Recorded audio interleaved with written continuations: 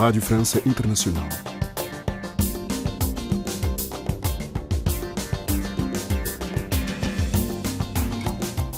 Bem-vindos à segunda parte da nossa emissão. Hoje é terça-feira, dia do nosso Magazine de Ciência, mas já de seguida fique com o convidado de Lígia Anjos.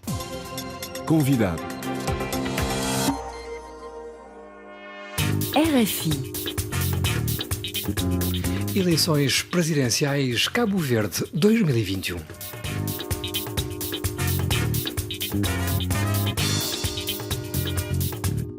Carlos Veiga é um dos 7 candidatos às eleições presidenciais cabo-verdianas de 17 de outubro. Tem 71 anos, político, co-autor da Constituição de Cabo Verde. Foi o primeiro ministro da Segunda República, advogado de formação, governou o país em 2 mandatos, 91 a 2000. Entra na corrida destas eleições presidenciais à frente de uma candidatura de cidadania, apoiada pelo Movimento para a Democracia, força política que ajudou a fundar e da UCID, com a missão de retribuir ao país aquilo que recebeu. Muito boa tarde, Carlos Veiga. Muito boa tarde, como está?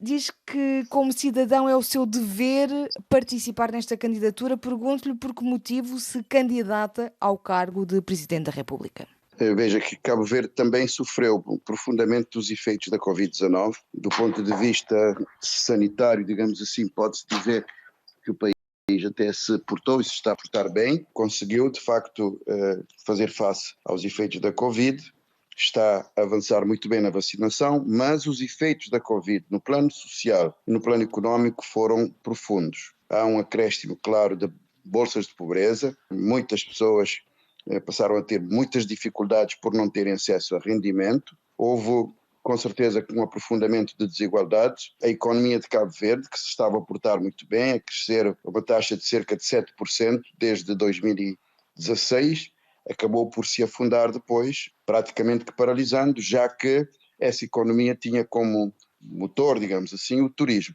Esta é uma situação difícil que vai exigir dos cabo-verdianos e de Cabo Verde um grande espírito de união para fazer o país avançar.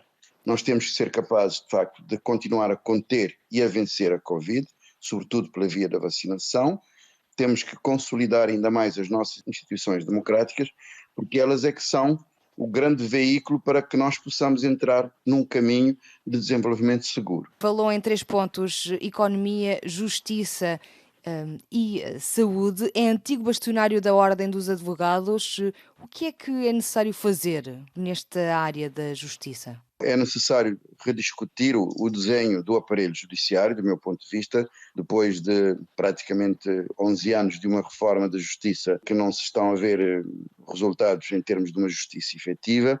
Eu penso que é necessário rediscutir de novo, sentarmos à volta da mesa, chegarmos a um consenso no novo desenho da nossa organização judiciária. O Presidente tem toda a legitimidade para promover esse debate, um debate muito aberto à sociedade, sem tabus, mas também é preciso fazer com que, de facto, a Constituição seja viva, a Constituição seja aplicada. E a realidade mostra-me, a mim, e penso que mostra a muitos outros cabo-verdianos, que em várias situações a Constituição não tem sido aplicada como devia, não só pela administração pública, mas pela própria justiça. Portanto, eu, como Presidente da República, com o conhecimento profundo que eu penso ter da Constituição, até porque ajudei a escrever essa Constituição, e participei nos processos de revisão dessa Constituição, tenho legitimidade constitucional e estou em perfeitas condições de promover, de facto, um debate muito profundo e fazer com que a nossa justiça seja aquilo que a Constituição quer.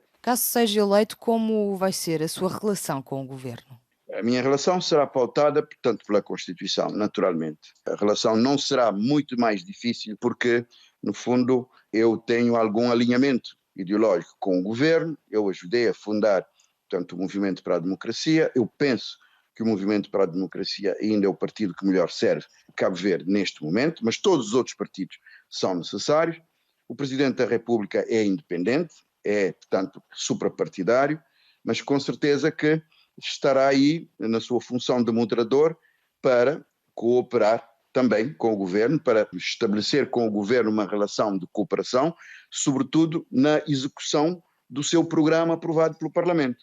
o Presidente da República em Cabo Verde, não sendo executivo, sendo apenas um moderador, um articulador, tem que se relacionar com todos os outros poderes, mas também com a sociedade no seu conjunto, para que o sistema político funcione regularmente, funcione normalmente.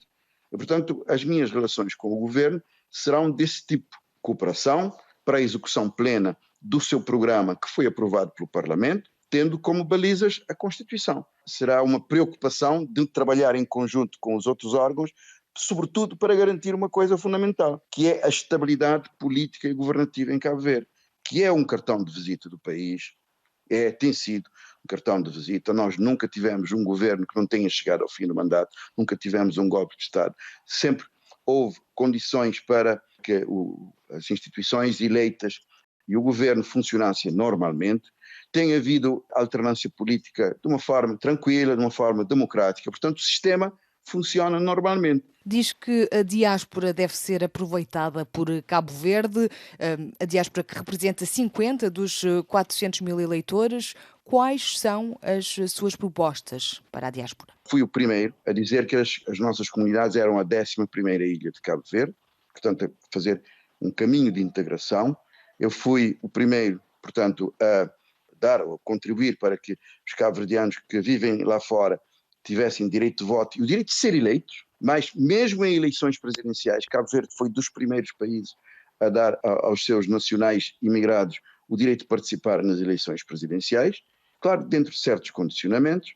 Criámos a possibilidade de um cabo-verdiano manter a sua nacionalidade, mesmo que tenha que adquirir uma nova nacionalidade para se integrar nos países de acolhimento. Nós trabalhamos para que as nossas comunidades, de facto, se integrassem cada vez mais em Cabo Verde.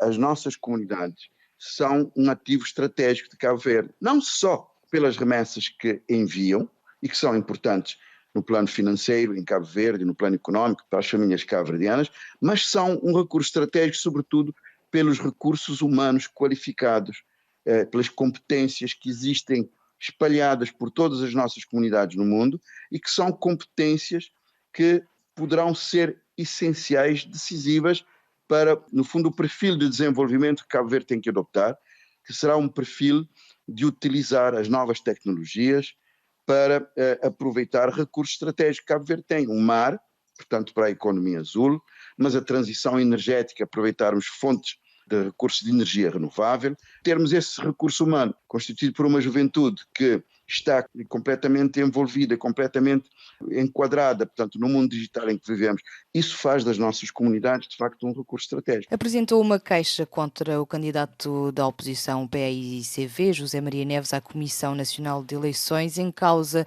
acusações e insinuações feitas durante a campanha. O que é que aconteceu? O Dr. José Maria Neves fez, em vários encontros que teve, uma espécie de apologia da compra e venda de votos, não é? Dizendo às pessoas que, se lhes dessem dinheiro para votar, que de facto recebessem e até pedissem mais, mas depois fossem votar em consciência. Ora, o incitamento à compra e venda de votos é um crime, porque a compra e venda de votos também é crime, mas o incitamento é um crime eleitoral e, portanto, um candidato a Presidente da República não pode fazer isso. Até porque também toda a gente sabe que o processo eleitoral de Cabo Verde, não sendo perfeito, tem cumprido as suas missões e, portanto, um candidato a Presidente da República não pode fazer esse tipo de declarações. Portanto, entendi que era necessário pôr a Comissão Nacional de Eleições a par do que se estava a passar para que tomasse uma decisão. A decisão tomada é uma decisão equilibrada, é uma recomendação, claramente um aviso de que esse tipo de discurso não deve continuar a prevalecer, não faz parte da liberdade de expressão máxima que existe nos períodos de campanha eleitoral, porque de facto é um incitamento a um crime claramente qualificado pela legislação eleitoral, portanto isso não pode ser tolerado. Acredita que vai ser o próximo Presidente da República? E à primeira volta?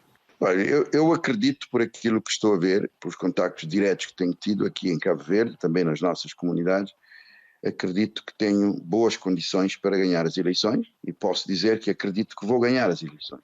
Gostaria que fosse na primeira volta, não penso que isso seja impossível, mas eu não faço disso uma questão essencial. Eu quero é que os cabo-verdianos votem e votem em maior número possível para que o presidente que seja eleito seja, portanto, muito legitimado de uma maneira muito forte e acredito que possa ser, de facto, esse presidente. Era Carlos Veiga, candidato às eleições presidenciais de 17 de outubro em Cabo Verde.